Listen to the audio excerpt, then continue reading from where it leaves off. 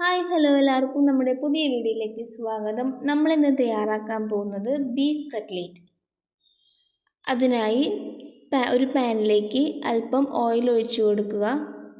Oil നന്നായി ചൂടായതിനു ശേഷം ചെറിയ കഷ്ണം ഇഞ്ചി ചതച്ച് വെച്ചിട്ടുണ്ട്, അത് ചേർത്ത് കൊടുക്കുക. ഇനി ഇതിലേക്ക് ചേർക്കേണ്ടത് വെളുത്തുള്ളിയാണ്. ഇവിടെ ചേർത്തിരിക്കുന്നത് 6 അല്ലി വെളുത്തുള്ളി ചതച്ച് വെച്ചിട്ടുണ്ട്, അതും കൂടെ ചേർത്ത് നന്നായി ഇളക്കി കൊടുക്കണം. ഇനി ഇതിലേക്ക് ചേർക്കേണ്ടത് സവാളയാണ്. ഇവിടെ 2 മീഡിയം സൈസ് സവാള ചെറുതാക്കി അരിഞ്ഞത് എടുത്ത് വെച്ചിട്ടുണ്ട്, അതും കൂടെ ചേർത്ത് നന്നായി വഴറ്റി കൊടുക്കണം. സവാള നന്നായി വഴണ്ട് വരുന്നവരെ നന്നായി ഇളക്കണം. അതിനുശേഷം ഇതിലേക്ക് 1/2 സ്പൂൺ ഉപ്പ് ആഡ് ചെയ്ത് കൊടുത്ത് ഇളക്കി കൊടുക്കുക. ഇനി ഇതിലേക്ക് ആഡ് ചെയ്ത് കൊടുക്കേണ്ടത് പച്ചമുളകാണ്. ഇവിടെ 2 പച്ചമുളക് ചെറുതാക്കി അരിഞ്ഞത് ചേർത്ത് കൊടുത്തിട്ടുണ്ട്. ഇനി ഇതിന് ശേഷം ഇതെല്ലാം നന്നായി വഴണ്ട് വരുന്നവരെ നന്നായി ഇളക്കി കൊടുക്കണം. ഇപ്പോൾ നമ്മുടെ മിക്സ് ഏകദേശം വഴണ്ട് വന്നിട്ടുണ്ട്. ഇനി ഇതിലേക്ക് ചേർത്ത് കൊടുക്കേണ്ടത് പൊടികളാണ്. 1/4 ടേബിൾ സ്പൂൺ മഞ്ഞൾപ്പൊടി ചേർത്ത് കൊടുത്തിട്ടുണ്ട് ഇവിടെ. അതിനുശേഷം ഇതിലേക്ക് 1/2 ടേബിൾ സ്പൂൺ മുളക് പൊടി ആഡ് ചെയ്ത് കൊടുക്കുക. ഇനി ഇതിലേക്ക് വേണ്ടത് കുരുമുളക് പൊടിയാണ്. 1/2 സ്പൂൺ കുരുമുളക് പൊടി ചേർത്ത് കൊടുക്കുക.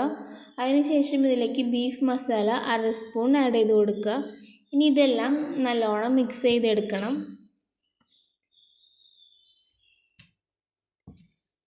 ഇതെല്ലാം നന്നായി മിക്സ് ചെയ്തതിന് ശേഷം ഉരുളക്കിഴങ്ങ് ചേർക്കണം. ഇവിടെ എടുത്തിരിക്കുന്നത് 2 മീഡിയം സൈസ് ഉരുളക്കിഴങ്ങ് പുഴുങ്ങി ഉടച്ച് വെച്ചിരിക്കുന്നതാണ്.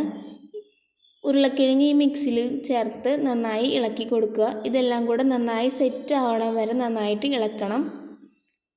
ഇനി ഇവിടെ എടുത്തിരിക്കുന്നത് 250 ഗ്രാം ബീഫാണ്.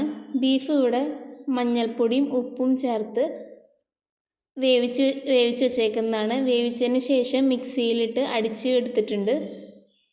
അതും ഈ മിക്സിയിൽ കൂടെ ഇട്ട് നന്നായി ഇളക്കുക. ഇതെല്ലാം നന്നായി സെറ്റ് ആവണ വരെ ഇളക്കി കൊടുക്കണം.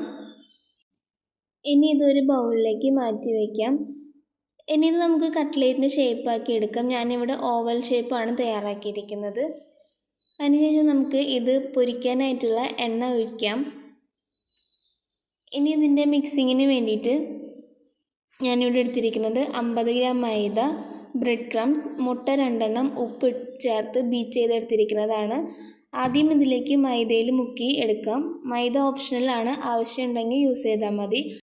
അതിനുശേഷം മുട്ടയിലൊന്ന് ഡിപ്പ് ചെയ്തെടുക്കാം. എന്നിട്ട് ബ്രെഡ് ക്രംസിൽ കൂടെ കോട്ട് ചെയ്തതിന് ശേഷം നമുക്ക് എണ്ണയിലിട്ട് മുക്കി പൊരിച്ചെടുക്കാം.